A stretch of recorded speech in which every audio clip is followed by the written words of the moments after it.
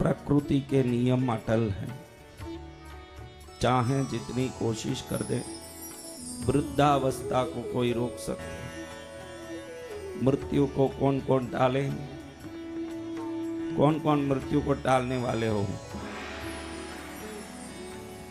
तो क्या टल सकता है जिसके बारे में आप नहीं सोचते हो। देखो हमको क्या लगता है, हम सबको क्या लगता है, बुआ मरेगी, नानी मरेगी, काकी मरेगी।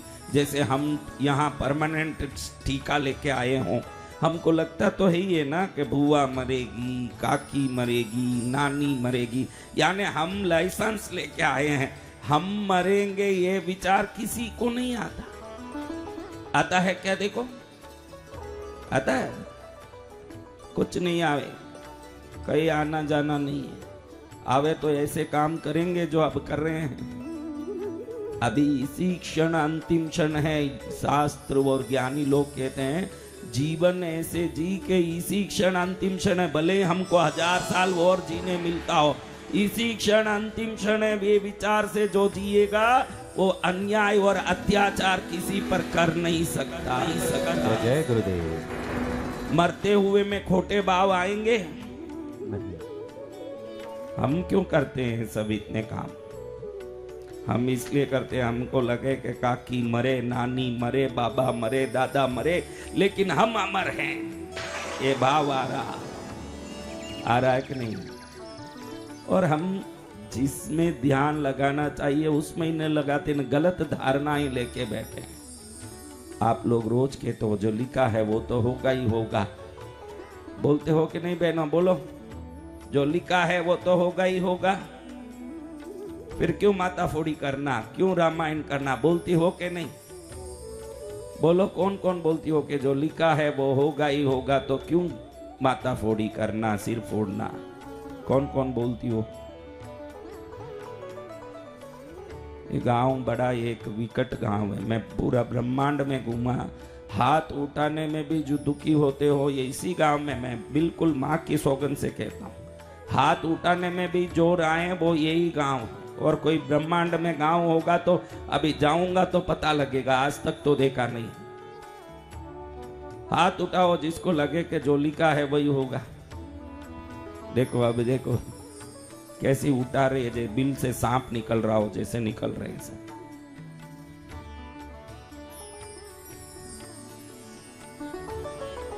अब देखिए आपको एक बात पूछता, अच्छे से विचार करने जैसी बात है। ये पंडाल की गरिमा बढ़ जाएगी, मेरी महिमा बढ़ जाएगी ना, माँ की भक्ति का अर्थ बढ़ जाएगा जब मैं ये बोलूंगा। जय गुरुदेव। अरे बेटा, जो लिखा है वो ही होना है, तो फिर कथा क्यों सुनना? जो लिखा है वो ही होगा। फिर यज्ञ में क्यों बैठना? जो लिखा है वो ही होगा। हम गीत गाते हैं, घर घर ठोकर खाने से क्या तुझको हासिल होगा,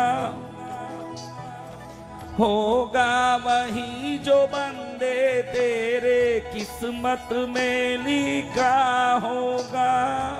गाना भी है, ये भजन है, ये गाता होगा कहीं ना कहीं जाके। कल से ये गाना मत गाना। हाँ, तरह तरह के गाने आए हैं, ये गाने सब सुन के मजा भी बहुत आता है। हे भाई जितने बैठे हैं, ये एक गाना प्रसिद्ध है, शादियों में गाते हैं वो गाना, शादियों में डीजे में चलता है, आप सुनो वो गाना। वो गाना है कि श्राप है, कभी आपने सोचा भी नहीं होगा।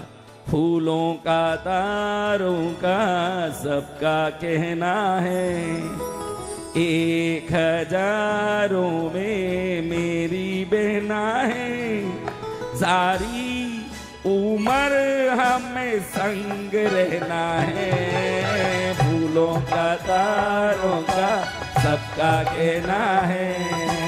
हाँ, ये गाना सुना बहनों? किस किस को ये गाना अच्छा लगा वो सब हाथ ऊंचा करो। अरे मूर्ख बहनों, ये गाना कैसा है देखो अच्छे से। वो भाई कह रहा है कि फूलों का तारों का सबका कहना, 1,000 में मेरी बहना। वो तो ठीक है भाई, 1000 में है, लाख में करोड़ है। बाद में क्या बोल रहा है, सारी उम्र हमें संग रहना, अगर इसके संगी रहोगी या ना पियर में ही बैठी रहोगी, कभी ससुराल जाओगी नहीं। तो सोची नहीं कि ये क्या गाना लिखा है। गाना लिखा है कि सारे उम्र हमें संग रहना है, तुमको पति के संग रहना कि पियर में भाई के संग बैठे रहना, यानी कुंवारी रहो। ये श्राप है कि आशीर्वाद है भाई का? बोलो, ये गाना कभी शादियों में मत बजाओ।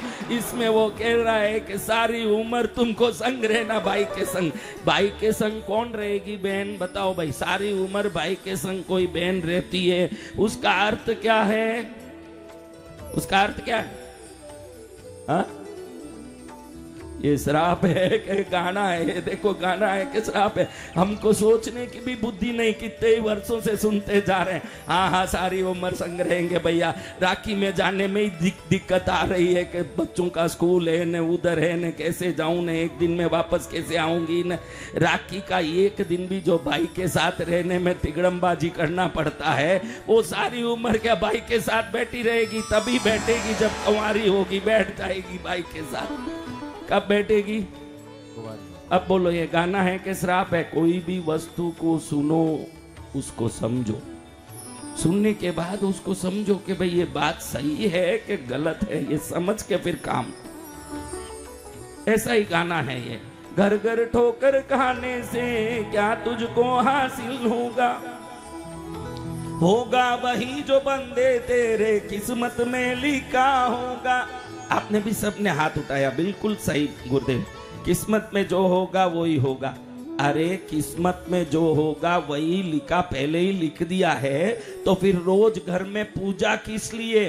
वो पूजा आपके किस्मत को बदला सकता है। जय जय गुरुदेव। एक कथा श्रवण किस लिए? ये कथा श्रवण ग्रहों के जो भी असर आपके जीवन में आ रहे हैं, उस असर को कम कर सकते हैं।